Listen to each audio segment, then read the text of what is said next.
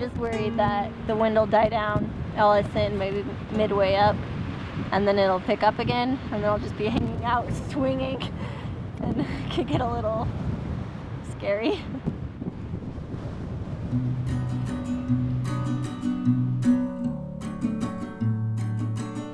When I first heard about this project from my friend Tim, I'd never been to the Maiden before. I didn't really know what it looked like. And so that was a great surprise when I got up there, especially when the light starts going down and there's this huge towering rock with this huge overhang, and then as soon as the light goes down, it's just highlighting the rock and everything else is in shadows. In the backyard of Boulder are the Flatirons, and deep in the Flatirons is a formation called the Maiden, and when you hike up to it, it simply stuns you.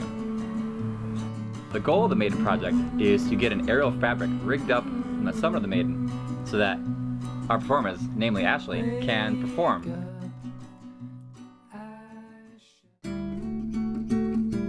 This project all began about a week ago. We first started in the gym, just practicing getting from harness to fabric to out of the harness to working on the fabric and then getting the harness back on. That's going to be the hardest transitions, because once I'm out of the harness, all I'm relying on is the fabric. We've been up here quite a bit, hiking up and stashing stuff. I was talking to Ashley about it a few months ago, and Ashley jumped all over it. In this project, there are a few risks. I know fabric very well, but I feel like the biggest challenge is going to be the mental aspect of it.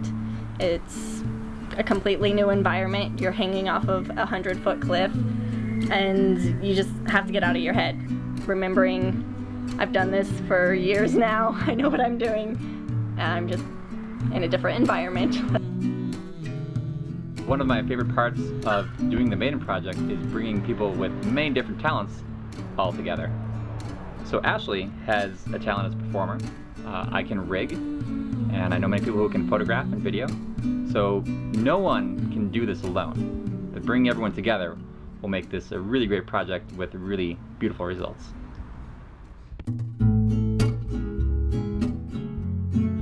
Today we're going up to the Maiden. It'll be my first time. We're gonna try and get up there while it's still light out. We have a few hours. We're going to rig the fabric, try ascending, try getting on the fabric, see how it goes. So I'm climbing to the crow's nest, and then you will meet me at the crow's nest. Okay.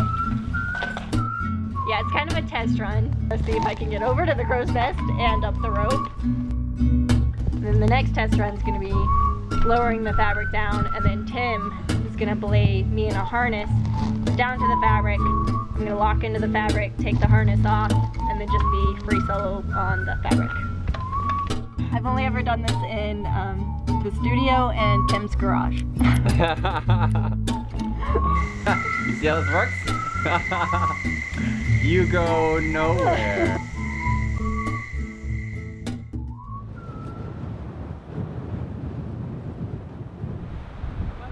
The weather? It's not looking great.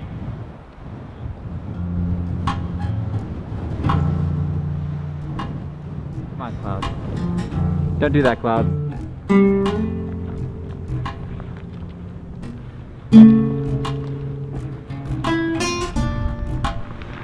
I'm cautiously optimistic.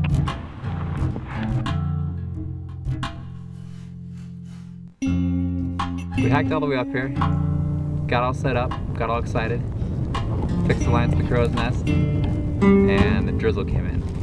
And the wind was pretty good. At the moment, looks like it's now good. It was very cool to see that fabric hanging, so pretty! billowing, just blowing around, and it's like it's alive. Tim said that his one goal for today was to get me excited, which it worked. I'm excited for next time. I think it'll be better next time. So for me, the real key is getting up there at that 5:30 to 6:30 time. That magic light is hitting that maiden light. And when everything drops in the shadows around it, and just the summit is illuminated and blowing up with just sunset light. That's what we gotta hit.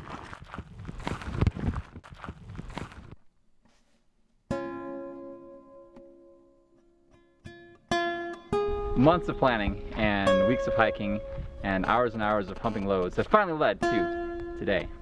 We shoot today, hopefully. There's that light we want. Yep. Oh man, just blows up that face. Clouds moving off in the distance. Everyone's feeling very psyched, very excited. So kind of get everything prepared. Gonna get the ropes up there, fix the line, hope for the best.